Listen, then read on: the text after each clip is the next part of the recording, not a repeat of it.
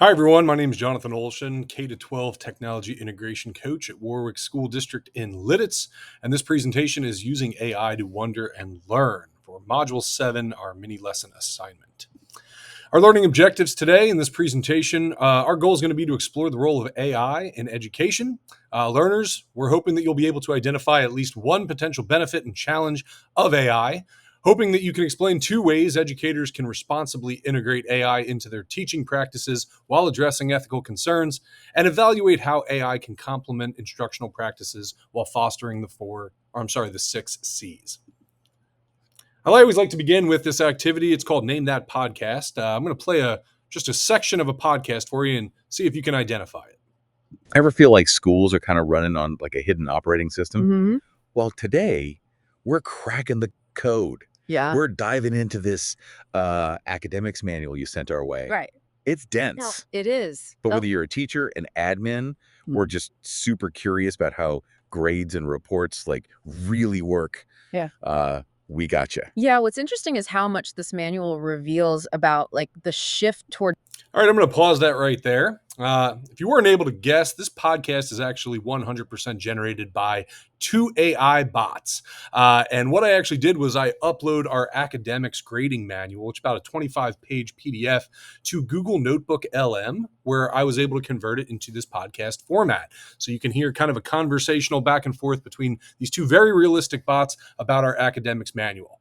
I always like to ask students how they think that this could be something helpful for them in their potential future academic career. And one thing that I just want to point out is the fact that, if you have a teacher assigning you maybe like a 10-page textbook assignment, and you're someone that just learns a little bit better, if the auditory style is just something that suits you a little bit better, this would be an awesome format to convert some content into a learning style that better fits the learner's needs. I also like to share this quote here. The inventor or introducer of the system deserves to be ranked among the best contributors to learning and science, if not among the greatest benefactors of mankind. I often ask people, where do you think this quote came from? Many say, it sounds like it was written by AI. Maybe AI is talking about itself. Well, in fact, this is from Josiah Bumstead's 1841 essay, The Blackboard in Primary Schools.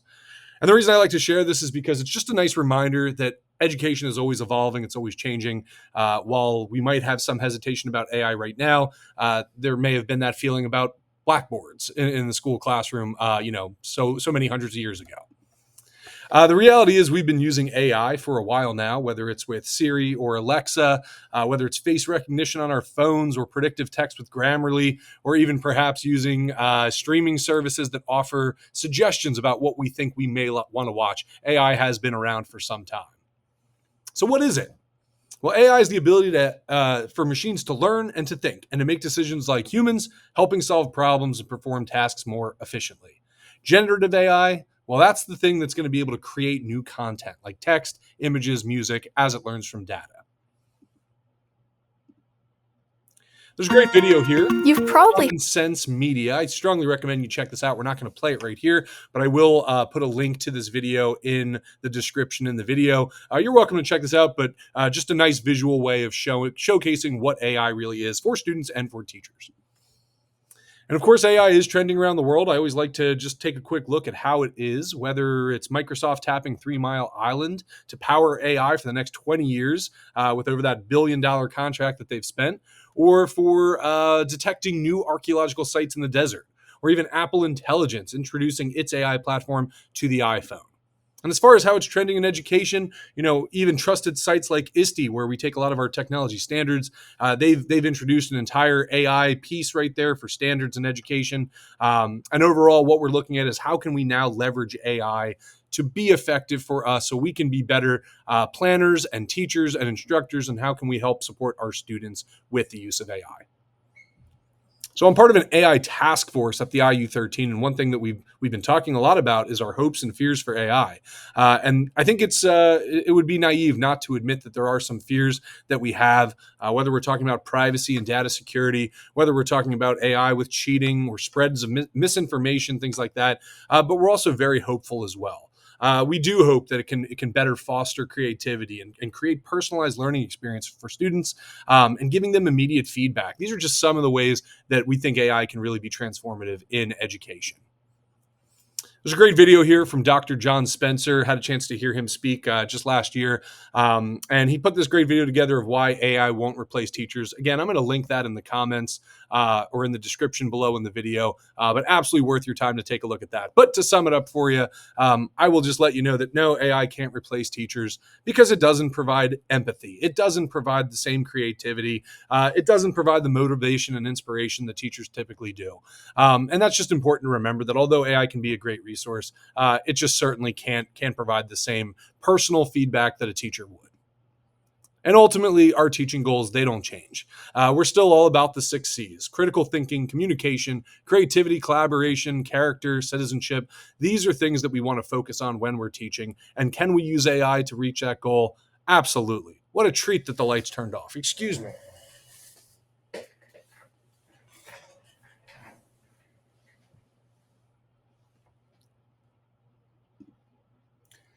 So the question is using AI cheating? Well, cheating in authentic assessments. When we have a computer now that can create a product within seconds, a final product or a project is less important than the process itself. Most important thing is that teachers make expectations clear where and how to use artificial intelligence.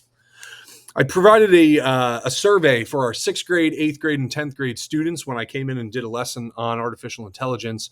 And just to kind of point out what we're seeing in all of these charts, whether we're talking about how AI is used in education, even if it's, hey, are we just using AI to come up with an idea before we write and submit a project? Or maybe if we're thinking, okay, I'm going to let AI give me a response, but I'll edit it and then I'll submit it. Or maybe I'll give AI the main ideas and then let AI generate the draft. Ultimately, if you look at the results here, the reality is we can't agree on things. Some students, sometimes it's 40, 60%, but students say, yeah, that's okay. That's not cheating. And other students might say that is cheating. It's unacceptable. So the reality is, if we can't agree 100% on what's allowed, how can we prevent unintended conflicts? The reality is, we can prevent them if we set clear expectations with our students. So whether we're telling them that AI usage isn't permitted, permission from a teacher is required, maybe they're encouraged to use software, and maybe we kind of get even deeper in this, and we say, specifically for certain parts of the project, what is allowed and what's not. We need to set clear expectations with students. We also want to make sure that we address some really important concerns as far as inputting information into AI. We want to make sure that students know not to put in personally identifiable information. That includes names and addresses, social security numbers, photos, images. We want to make sure that students really understand that is not okay to put that kind of info into AI. We also want to make sure that they understand that AI is not always accurate. There is misinformation out there. So we can't assume that everything is true because it might not have enough training. It might not be up to date about that information.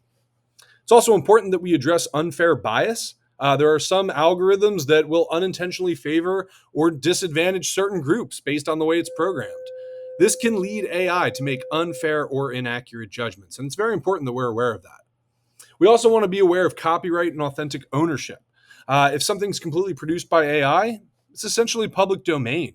No one can own the work solely that's generated by AI. But nevertheless, everyone should know that they should be able to cite AI just as they would any other print or digital resource. And speaking of resources, we want to make sure we're looking at age-appropriate resources. AI collects and analyzes a large amount of data, so it's extremely important that we look at privacy policies and terms of service when providing AI resources for our students. Many schools also have a COPA list, which they want to make sure that they include certain AI sources to this COPA list as they're vetting them. And ultimately, best practices for using AI. We want to make sure that we're checking for bias and accuracy. I always tell teachers it's important to use an 80-20 approach. You can use AI for some initial work, but you always want to add your final touch, review for bias and accuracy, and contextualize approximately the last 20%, rather than just going to an AI source, printing out something for a student, and handing it out. You can't do that. Your judgment does matter. You want to make sure that you know the limits of AI, and most importantly, we want to protect people's privacy. There's so many great resources out there for teachers, whether you're talking about Brisk or Canva or Magic School, Google Notebook, Diffit, tons of awesome resources right now out for students and teachers. But one thing I'd love to know is, after going through all of this information here, what is one takeaway, one commitment, and one question that you might have about AI? I've got an exit ticket there that I'm going to link to in the description as well. You're welcome to go through that, answer the questions. I hope that through this presentation you're able to find those answers. And if you do have any takeaways, questions, or commitments, I'd love for you to share that. If you do have anything else that you'd like to ask me based on this presentation, you're welcome to reach out to me. I've included my email as well as my Instagram, X account, LinkedIn. Feel free to connect over there. Love to have a conversation with you about any of this content as well. So thanks so much for listening, and hope you all have a great rest of your day.